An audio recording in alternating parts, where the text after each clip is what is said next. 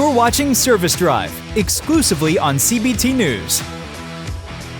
Welcome to Service Drive on CBTNews.com. As we head into 2026, the variable market is becoming increasingly unpredictable, which means fixed operations will play an even bigger role in dealership performance moving into the new year. Joining us today is Shon Kingrey, Vice President of Fixed Operations at Kayser Automotive Group, to share insights on the opportunities ahead and also, I should say, the challenges and strategies that will define fixed operations success in 2026. So, Shon, thank you so much for taking the time out of your schedule there at the group to join us on the show. Well, thank you for having me. Obviously, it's an honor. I was honored to be there with John before and honored to be here again. Good. Well, we're so happy to have you here. So as we look ahead to 2026, how would you describe the overall health of fixed operations currently? Overall health, I'm going to say, is strong. And I'll speak of our group again. We're an 8-store group, all domestic. 6 of the stores being over 100% fixed absorption. For those that say it's not possible, it is possible. It's real. It can happen. Obviously, you got to watch your expenses. You got to play the games. You got to play the rules. Sure. But when at the end of 2025.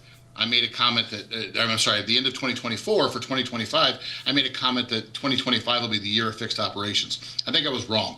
I think now more than ever, looking at the financials as they're coming out and looking at the variable results for this year, 2026 is the year of fixed. And I'm not saying that because we're on stage here. It is what it is. Used car market's ugly right now. The auction's ugly. Yeah. Nothing is positive. There's no good vibes. Money's not cheap, and money's not getting any cheaper. I was watching. I watch a lot of podcasts. I was watching a podcast. Go in the grocery store is 40% more expensive. Yeah. People are expecting that now. People aren't expecting that when they come to get a car payment and go, oh, wait a minute. I know. Cars are more expensive. Money's not cheap. Dodge Ram trucks, $70,000. Unbelievable. Cheap Wranglers. Yep. Yeah, Dodge Wranglers, cheap Wranglers, $70,000. Who would have thought that 10 years ago? That's crazy. It's nuts. Yeah. And fixed.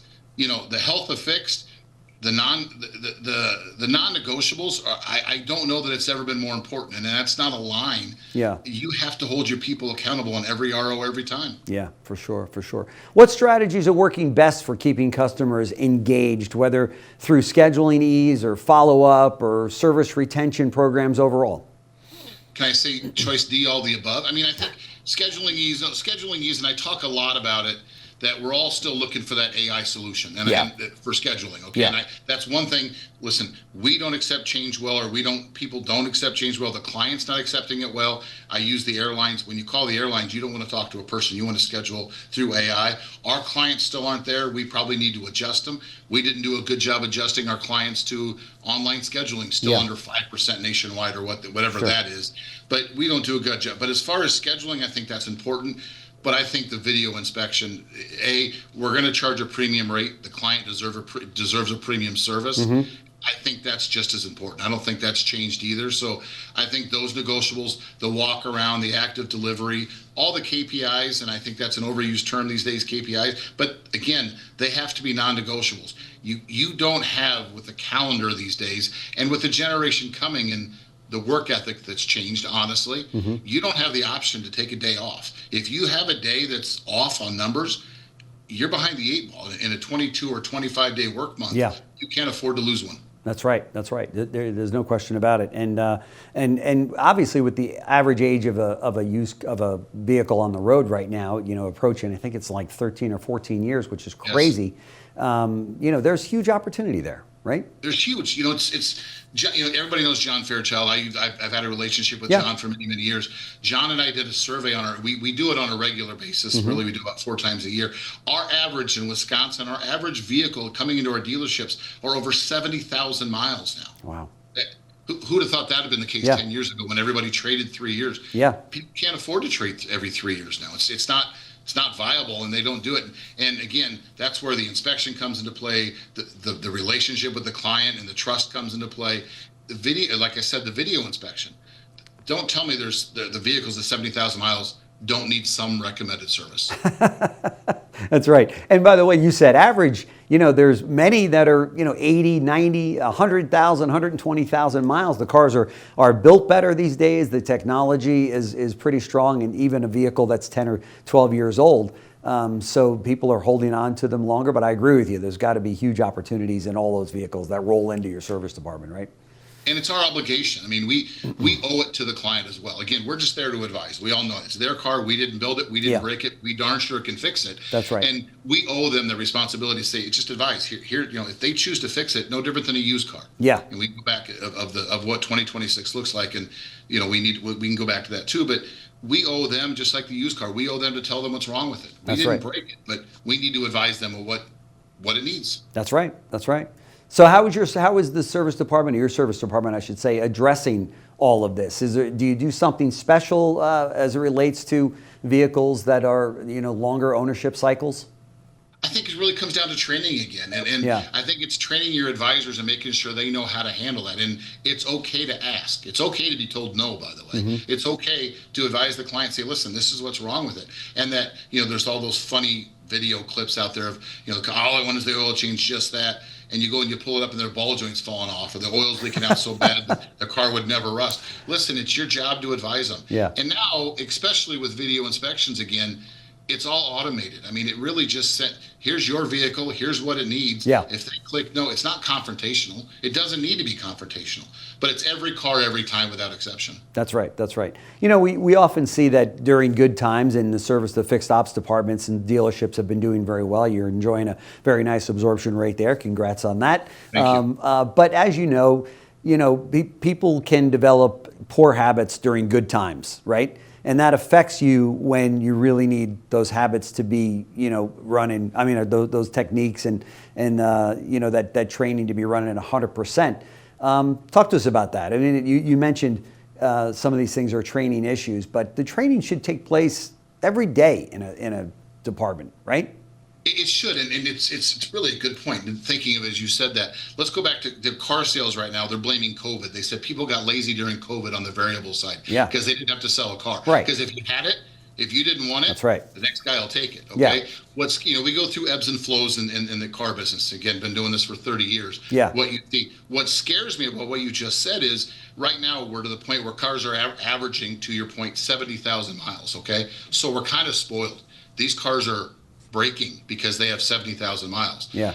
And even though I'm in a state that is very good to the warranty labor rates, we also have the ability that vehicles are breaking. But what happens when interest rates come back down and things come back to reality, and all of a sudden, because we're spoiled right now at 70,000 miles, and we go back to that average being 30,000 miles, which wasn't that many years ago, where the cars weren't breaking and you were relying on warranty because that's what your business said it was. That's right. So to your point, car sales got spoiled during COVID. We're spoiled right now, and then here we are 3 years from now. Let's just say interest rates go back down to 0%. I saw a Dodge Ram the other day went back to 0% for 60 months. Okay, even though it's a $70,000 car, that makes money cheap.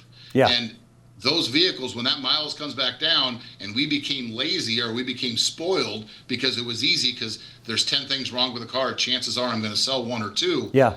3, 4, 5 years ago, it wasn't that long. Finding one or two things wrong with the vehicle was tough. Yeah, that's right. That's right. Good point. You were almost upselling warranty at that point because every car you had 30,000 miles or less on it. What are you going to sell? That's right. That's right. Yeah. No question. And in terms of used cars right now, they're tough to get for used car departments, although they're at a high demand. That market seems to always fluctuate due to the economy and what have you. But obviously that's still, is your used car manager still your number one customer in the store? No, and I'm going to explain why. Don't let him watch this show. I'm glad he's not on the other side of the wall of me right now. And here's the reason I say that. Sure, they're our number one customer. I don't deny that. Yeah. But in my 2026 forecasting, I removed variable out of my forecasting completely. Oh. My forecasting is on customer pay and warranty only. Okay. And here's how I explain that. My request from all my stores in 2026 is a 12.5% increase in customer pay labor sales. Okay. Okay. All right. Where does that number come from? I don't know. I woke up one morning and thought it was a good number. But no, and because here's how I look at it. Those are things we can control. We can control the walk around. We can control the appointment. We can control scheduling. We can control a lot of that. Sure. Warranty, again, John Fairchild and myself, we do the warranty labor rate increases. That's our responsibility, which, by the way, is controlled by the customer pay number. Right. And if your parts to service ratio is 1-to-1, which most are, if you increase your labor and you increase your labor sales, you're going to increase part sales, which ultimately leads to increasing your warranty reimbursement rate. Sure. We cannot rely on used cars right now. We cannot rely on sales. We can't rely on the manufacturer providing new cars, for that matter, for PDIs. Yeah. You know, and we right before we went on air, we were talking about Northwood. We were up there a couple of weeks ago, and the vice president of Lithia was there. Obviously, we all know Michael's a great guy. Yeah. He said they were at a Cadillac meeting. Cadillac for 2026 is projecting a 25% decline in car sales. Oof. The manufacturer is. People. Wow. If you don't hear that, which means if they're selling 25% less cars, that means we're having 25% less trades. Of course. Yeah. That's right. That is why I took used cars and variable out of my forecasting for 2026. Wow. I'm not even talking about it. It has nothing to do with my forecast for 2026. Wow, that's amazing. That is a huge decrease in sales for sure. Yes. It's amazing they even uttered that number. But yeah, you imagine sitting as a dealer spending $20 million revamping your dealership and saying, by the way, you're going to sell 25% less cars next year. Oh boy. Oh yeah, that's trouble. That's tough. Yes. No question about it. Otherwise, 2026, from all indications, and the economists that I talk with in the industry and many dealer groups, large and small for that matter, feel pretty good about 2026. Yeah, I mean, I think it's all been. I'm very positive. I'm a glass half full kind of guy. You know, I wake up at 100 miles an hour every day, and that's just how I look at it, I guess. Yeah. I don't look at it as poor. You know, the tariff thing that hasn't really affected us. Let's be honest. It is what it is. Yeah. I think the if you're missing a part, that's because you're not looking. You know, we have a pretty good attitude. I don't care what it costs. Find the part. Yeah. Get the part. I can't resell those hours tomorrow. They can sell the part tomorrow. I can't resell the hours tomorrow. And that's just our attitude. Quite frankly, that's our culture is get the part. Yeah, no question about it. So it's the right attitude. It's the right culture. Shon Kingrey, Vice President of Fixed Operations for Kayser Automotive Group, a very progressive group doing some phenomenal things and enjoying a very nice absorption rate, thanks to Shon and his team. So thank you so much for all your time that you've given us here at CBT News. Very much appreciated. Thank you for having me again. It's a true pleasure. Great, thanks. Thanks for watching Service Drive, exclusively on CBT News.